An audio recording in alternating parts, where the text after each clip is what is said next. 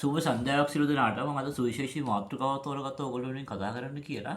ඒ තමයි මිනිස්සුන්ගේ personal type එක අපි තෝරගන්නේ කොහොමද කියලා. අද සමාජයේ ජීවත් වෙනකොට විවිධ මිනිස්සු ඉන්නවා එක එක විවිධාකාර පර්සනල් ටයිප් තියෙන මිනිස්සු.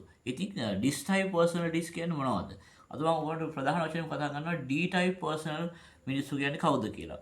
සාමාන්‍ය පාලනය කිරීමට දක්ෂ, බලගතු තීරණ ගන්න, ස්ථීරසාර තීරණ ගන්න, ඉල්ලීම් කරන, බලවත්, ශක්තිමත්, තීරණාත්මක, ආක්‍රමණශීලී, පුරෝගාමී, තීරණාත්මක ඩිසිෂන් ගන්න මිනිස්සුන්ට අපි තමයි කියන්නේ D type personalityයක් තියෙන මිනිසුන් කියලා.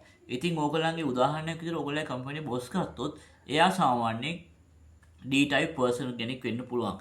සාමාන්‍යයෙන් අපි ඉංග්‍රීසියෙන් මේ ටික නිර්වචනය කරනවා නම් controlling, powerful, assertive, demanding, forceful, strong-willed, determined, aggressive, pioneering, decisive මේ කියන කැටගරිස් වලට අදාළ පුද්ගලයෝ තමයි D-type personal type එකක් තියෙන මිනිස්සු කියලා කියන්නේ.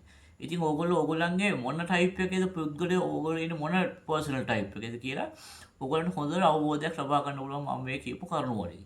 ඊළඟ වීඩියෝ එකේදී මම ඕගොල්ලන්ට කතා කරනවා I-type personality එකක් තියෙන මිනිස්සු කියන්නේ කවුද කියලා. ඉතින් අද ඉඳන් ඔයගොල්ලෝ මේ වීඩියෝ එක බලලා ඕගොල්ලෝ ඉන්න මොන type එකේද? ඔයාගේ යාළුවෝ ඉන්න මොන type එකේද? ඕගොල්ලෝගේ boss ඉන්න මොන type එකේද කියලා ඕගොල්ලන්ට හොඳ තීරණයක්, හොඳ අවබෝධයක් ලබා ගන්න පුළුවන් වෙයි කියලා මම හිතනවා. ඕගොල්ලන්ට සුබ දවසක්.